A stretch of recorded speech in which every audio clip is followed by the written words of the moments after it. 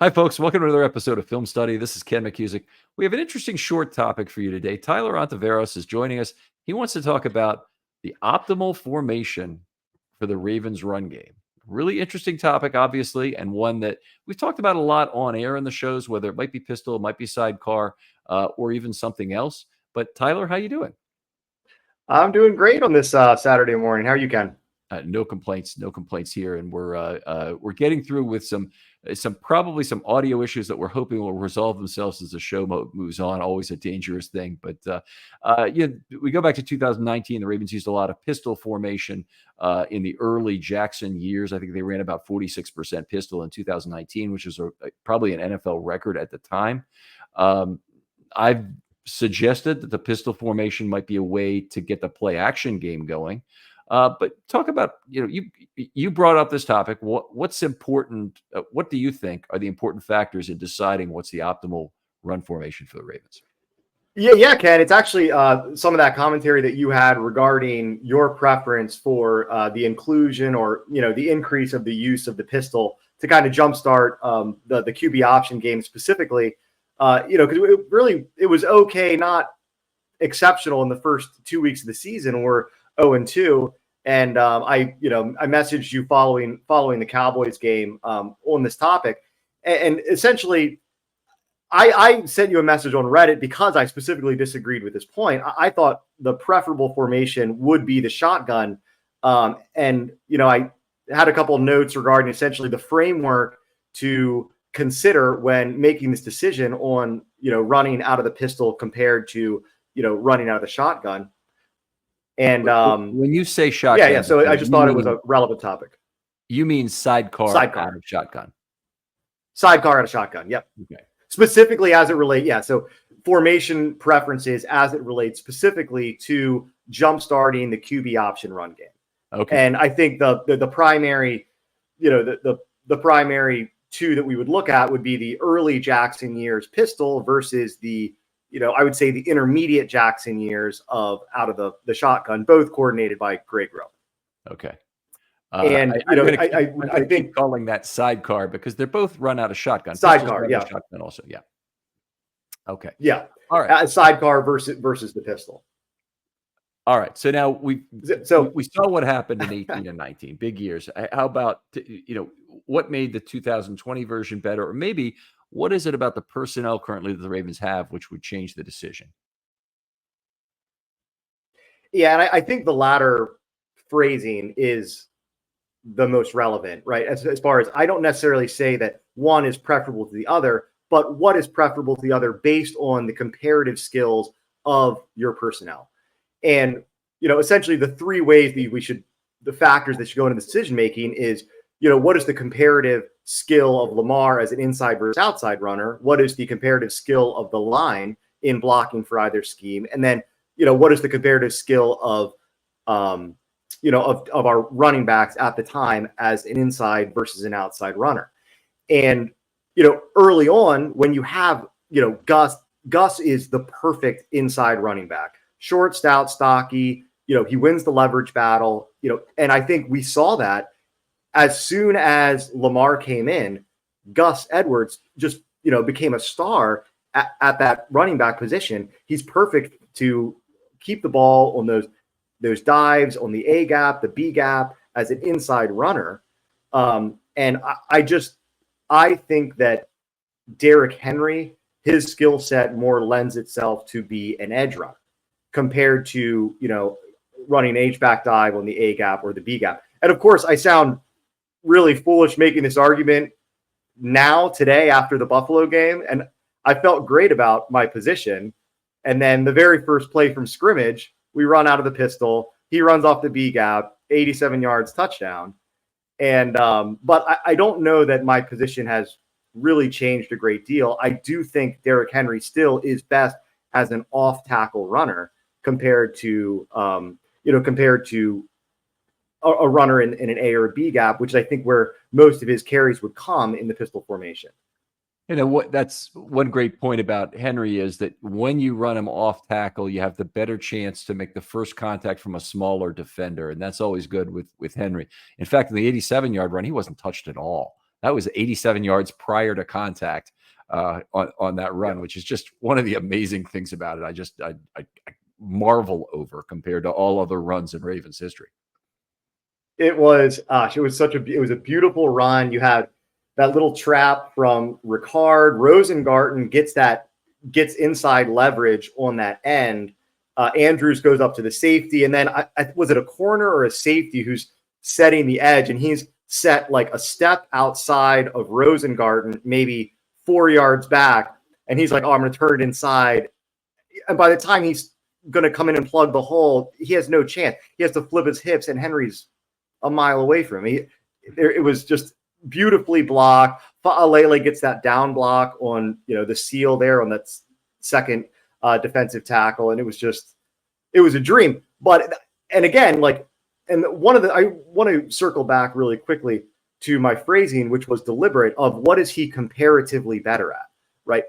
Because this isn't to say that he is a bad inside runner. I don't think Derrick Henry is, but I think comparatively he is a better outside runner compared to his ability as an inside runner. And you said specifically, it's when you run outside zone or when you run to the outside, your first current contact is coming from a smaller player. Yes, I mean, when you think about the evolution of the zone blocking scheme, that was the whole purpose of it, as I understand it. And this is, I'm not some X's and O's guy. I listen to podcasts, I watch the games, but you've always heard that, when Shanahan is developing that in the 90s, the reason he does it is because he wants to make corners tackle. Deion Sanders, you think about, a lot of corners are not great tacklers. I don't know how great of a tackler Nate Wiggins is going to be, but so, and the thing is to get to the perimeter, but to me, it's more than that with Derrick Henry. I think a lot of that comparative advantage as an outside runner comes from his run style and his size. He's a very, very upright runner. He reminds me of Adrian Peterson was an upright runner. Latavius Murray was kind of an upright runner. They're not low to the ground. And you have this tension that, I wrote about in some of the notes before we recorded. It's a leverage versus a length tension, that the taller you are, the longer you are, but you are sacrificing leverage in doing so. And I think, as an inside runner, that's where I think leverage is more important relatively. Whereas an outside runner, I think length is where, you might have a smaller guy, that you get that reach for the stiff arm, which is why I think that's such a deadly component of Derrick Henry's game. And on this team, I don't really know that we have an inside runner right now. Someone who I would say, hey, this is where your comparative skill is a guy who's banging down in between the tackles. There's no Lamar, Jamal Lewis on this team. So that's the second part of this equation is who becomes the inside threat when you have an outside threat of Henry's type, because you can do all sorts of misdirection otherwise, but you need to have at least two elements of misdirection to make the read option really effective. So if they're handing the ball off and Henry's primary direction is going to be outside to the opposite side of the sidecar, then usually that means Lamar running directly at the defense. Are there reasons to not do that? Are there reasons why Lamar might be less effective or more subject to injury by running up the middle? Yeah, and those would be the two arguments against it. But to me, I would say, and this is purely eyeball test, Lamar he is so great at not taking big hits. And of course, I'm saying this after a weekend when he took that massive hit that forced the fall around halftime. Mm-hmm. But by and large, he does not take big hits. Even when he's inside, he's slippery, moving side to side. He's great at just falling down. And as far as efficacy, I mean, he's an incredible inside runner. We saw that in 2020 and 2021 when, he gets traffic flow into the outside and he has a lane up the middle it felt like he was running for 8-10 yards every time he ran it inside and never took big hits. And I know that was a talking point early in his career. Oh, you have a running quarterback. You're worried about injury risk. But then I feel like he never got hit as an outside runner. And then it's like, well, he's running to the outside. He's great at turning the corner, stepping out of bounds. But then we saw it in the next 2 years when he's an interior runner, and I feel like he very rarely took big hits. Obviously, that Buffalo hit excluded, where he was a little bit of a John Elway, getting a helicopter in there. But I don't think from an efficacy or a danger standpoint, it's something that I'm overly concerned with. I would point to 2019 and said he did take a few big hits that year, but he ran out of bounds a lot, and it was still his best ever year as a runner in terms of yards per carry. It was also his best year in terms of his forced not to pass statistics, which means it combines his scrambles and his sacks into one number for yards per play on those. Yeah, he was like 6 yards per play on that. 5 and change, which is I believe that to be an NFL record. I'd have to go back and look at some of that, but a lot of the guys who tend to be the great runners, Randall Cunningham and Michael Vick, and they get sacked a lot, and not for short yardage either. But Lamar in 2019 got sacked for short yardage and ran for tons of yards on scrambles. So it was the kind of the perfect storm of circumstances. But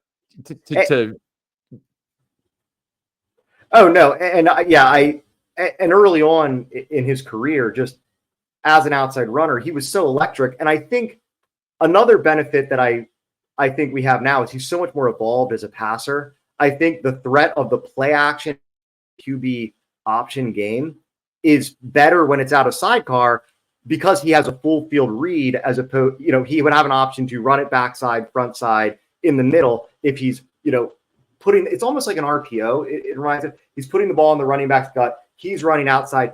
And we've seen a lot of this, particularly you might pull a guard on the play side, but then he sets up the pass protect off left tackle or right tackle, depending on the direction of the play. Okay. And that allows Lamar to have, the full field to read as opposed to, one side of an outside runner. Go ahead, Ken.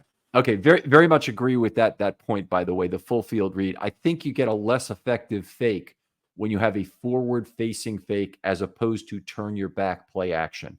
So he's more likely to get a turn your back play action from under center with a normal, the running back in a normal pro set, or from the pistol where you have to turn, or you can turn your back at least to do play action. You can also do it on the side, which I think is slightly better than other forward facing fakes. But when you don't, with Lamar, and this has been the way since the very beginning of his career, they've very, very rarely gone all the way into the mesh, pulled it out, and thrown a pass. They did it 3 times in 2019, twice in that first Miami game, and then once around week 4, week 5, but only 3 times the whole season. It just takes too long for that to develop. So you get I think you get a less effective fake. But I think your point is very well taken, that you still draw linebackers in and you still get a full field read. So if he's able to make that, what is a more traditional play action pass to a tight end right over the middle of the field, that has time to develop, certainly on those forward facing fakes. Yeah. And I think you can get those linebackers flowing one way. You have, you're running a tight end. Let's say it's, the inside car, the running backs line up to your right. The fake is to a run left. You would have a tight end sneaking out, and the linebacker's like, oh no, he's going to seal me. He's committing, bracing himself to handle the block. And then Mark Andrews likely slip past into a little hole in that right behind there. I think that offers a lot more opportunity wise. And, and I think it just really matches the personnel that we have. And I am kind of curious because I don't know, thinking back, Ravens history, has there been a time when we haven't had like just that? I feel like that little stout runner, that 6 foot, 6'1", a little guy just to pound it inside 5'11". We've had Gus for so long. And before that, I mean, what do we have? Alex Collins, and you're going back to, Forsett and whatnot. Ingram. But Ingram. Oh my gosh, what a perfect runner for that. Absolutely. And we really don't have anyone with that build. And even when, we get Keaton Mitchell back, he certainly is not a type of player that you're going to want to pound inside. And I think this preference for running Derrick Henry to the outside of the formation, I think we've seen that in play calling, not necessarily in the QB option game out of sidecar, but we've seen it in Lamar taking under center snaps. I mean, he never did that. I mean, I'm sure you have this number, but I would be surprised in non-goal line, non-short yardage situations. How many times has Lamar gone under center before this year? I mean, is it 15? Is it 20? Is it less? I think it might It's been legitimately a be in very that low neighborhood. percentage of snaps. I think I've heard numbers like 3 and 5% from under center, but now they're talking about doing it 5 or 6 times a game and having it be a lot. And that's 10%, 8%. We'd be talking about it 5 or 6 times a game. That's still And when not they a get in lot. that formation, what are they doing? They're handing the ball off tackle to Derrick Henry, and they're generally lining up with a fullback in front of it. They're running power off tackle. And I think Monken is seeing, probably some of the things that I'm seeing as far as, wanting to run Henry out to space to allow him to gather speed before first contact, make that first contact with a smaller, a lighter player, and make his leverage disadvantage based on size and running style, less of a hindrance as compared to inside. And again, like he's a great player. He obviously can run the ball inside. The 87-yard touchdown running out of through a B gap, but a linebacker wraps him up a yard beyond the scrimmage, then he flops forward for another 2. I just think the threat is a lot more when he's running off tackle, and that's what. And we've seen this in Derrick Henry's career. I know I sent you. I sent you his his yards per carry, and it was down at like 3.9 and 4.1 the first couple years of his career under Mike Mularkey, who ran what was termed an exotic smash mouth style, which is just heavy formations and a lot of motion, but they're running gap power concepts. And then we get Matt LaFleur in 18, and then Arthur Smith in 19 and 20, and you see his yards per carry go up to 4.9, 5.1, and 5.4 in the next, those next 3 years when he's running that off tackle stuff. And I don't necessarily think it's the zone concept compared to the power concept that is so beneficial. It's the outside versus the inside that I think is the real differentiator scheme-wise, which helps him thrive so much. And that's really what I want to see out of the Ravens running game. And that's, I think Monken is attempting to do it via his under center power off tackle snaps out of the eye. And I think we can also get those benefits out of sidecar. Okay, well, fantastic theory here, by the way, and I think Henry is certainly a part of the equation. Lamar is a part, and maybe the offensive line is a part too. They're depending on this line to do a lot of zone blocking now. There is the notion that with the dancing elephants they have right now, that they might not be an ideal zone blocking line, particularly with Falele at right guard. I don't really believe you're ever running at full speed as as an offensive lineman as you zone block. I think it's more a case of running under control, and I don't think anybody should really have a problem with it. I think it's more of a problem for Falele actually that he's not using his arms properly to keep people from crossing his face. Yeah, so you think, I mean, I guess that would be a question I would have for you. I know how invested you are in offensive line play. You think that we could say we had Arthur Smith as the offensive coordinator tomorrow, right? Or someone who really runs and is really committed to, the wide zone. Yep. Do you think that's something that our offensive line could handle? I think Rosengarten could, Stanley, Linderbaum, certainly. But the guards, I guess, I don't know enough about Voorhees that we haven't really seen so much out of, nor have really seen in a Falele. But, even in this limited sample size, I'd be curious to know what your perspective is on their ability to run that. So it definitely would be a question. I think the biggest question is Falele, and again, I think it's arm usage. I was taught by my exercise instructor. In fact, at one point he hadn't played offensive line; he played tight end. But he said, when you're zone blocking, what you're really trying to do is you extend your arm out, your outside arm that's facing the defense towards them. You don't let anybody cross your face. If you do, you hit them, and you try and keep people from crossing your face, and allow then the play to develop, the defense over aggresses, and the running back finds a lane to cut back. And then that's basically the notion of zone running. And if you're trying to do that, I think that the arm usage becomes a very important part of that. And it's important for lunging to get somebody who's trying to get across your face. It's important for keeping people at bay for as long as possible. And that's where I don't trust Falele's game right now to do that. Voorhees, I pretty much trust for it. Yeah, I I think I would trust Voorhees more than Filele, but I'm curious.